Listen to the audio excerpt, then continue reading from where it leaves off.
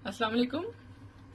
आज मैं आपको गार्लिक ब्रेड बनाने का तरीका बताऊंगी। जैसे कि हम बड़ी जो फूड चेन्स हैं फास्ट फूड की, उस पे जाते हैं और वहां पे ऑर्डर करते हैं और आती है। अगर आपने मेरे चैनल को सब्सक्राइब नहीं किया तो काइंडली सब्सक्राइब करें और वीडियोस को ज़रूर लाइक दिया कीजिए। और अगर आपको रेसिपीज पसंद आती हैं तो फ्रेंड्स एंड फैमिली में भी शेयर कर दिया कीजिए। तो अब मैं इंग्रेडिएंट आपको बताती हूँ कि इसके लिए अनसाल्टेड बटर चाहिए होगा आपको, और वो मैंने जो लिया है वो 2 टेबलस्पून लिया है। ठीक है। और ये मैं आपको बता दूं कि जितने ज्यादा स्लाइस आपने बनाने हैं, आप मर्जी आप जितना भी मिक्सचर ये बना के रख दें।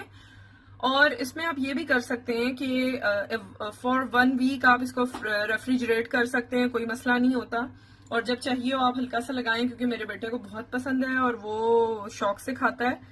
तो मैं मोस्टली ये करती हूँ कि इस तरह से बटर में ये चीजें डाल के और मिक्स करके रख देती हूँ। जब चाहिए हो स्लाइस पे लगा के उसको गर्म किया और दे दिया, तो बड़ा इजी हो जाता है। बहरहाल मेरे पास अनसाल्टेड बटर है, आप साल्टेड भी ले सकते हैं, वो आपकी मर्जी है। मैंने 2 पिंच ऑफ साल्ट ऐड किया है।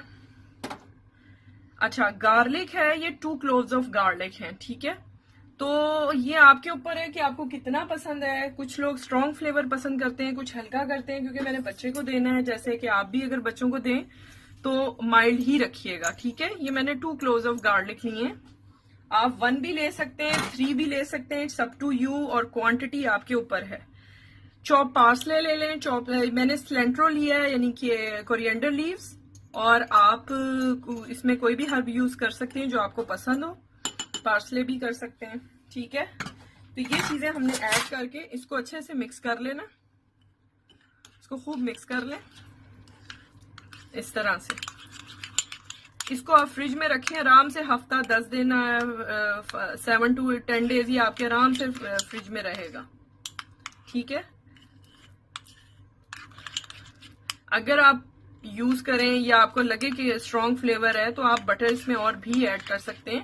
ये सिर्फ एक मेथड बता रही हूँ, क्वांटिटी आपके ऊपर है हर चीज की। जिस तरह आपका टेस्ट है, जैसे आप पसंद करते हैं, घर में खाया जाता है, उसको एडजस्ट कर सकते हैं। ठीक है। अब मैं इसके ऊपर लगाती हूँ। और आपको ये मैं आपको टिप दे दूं कि इसको बहुत लाइट सा लगाना है। पैन गर्म हो चुका है, या तवा जो भी आप चाहें रखना। मैं आपको खुद तवे पे दिखा रही हूँ क्योंकि हर घर में अवेलेबल होता है। अच्छा, तो ये देखें, ये जो है बटर वाली साइड जो है वो हमने सामने पहले रखनी है इस तरह से। ठीक है। ये रखनी है।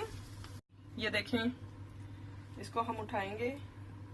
ये देखें, जो बटर था ना वो नीचे जो रिमेनिंग रह गया था, उसी में हमारा जो ऊपर वाला पोर्शन है ये फ्राई हो जाएगा। ठीक है। इस तरह से आंच को मैंने हल्का रखा हुआ है। आप देख लें जैसे आपको सूट करे। मैं थोड़ी सी तेज कर रही हूँ इस तरह से। इसको आप केचप के साथ सर्व कर सकते हैं, और चाहें तो वैसे भी खा सकते हैं। टी टाइम में करें, रमजान है उसमें आप इफ्तारी में रख सकते हैं। इसके अलावा जैसे गेस्ट आते हैं तो भी आप यूज कर सकते हैं। और ये बच्चों को बहुत पसंद है, मेरे बेटे को बहुत अच्छे लगते हैं, मैंने आपको बताया है। तो ये मैंने उसी के लिए बनाए हैं। और 2 स्लाइसेस हैं ये। इसको आप छोटा कट कर लें ताकि खाने में आसान हो। और इंशाल्लाह मजीद अच्छी रेसिपीज के साथ मैं फिर आऊंगी। अपना ख्याल रखिएगा। Till then take care. Subscribe करना चैनल को मत भूलिएगा, और वीडियोस को जरूर फ्रेंड एंड फैमिली में शेयर कीजिएगा अगर आपको पसंद है। और वीडियोस को लाइक भी जरूर कीजिएगा। Okay, take care. अल्लाह हाफिज।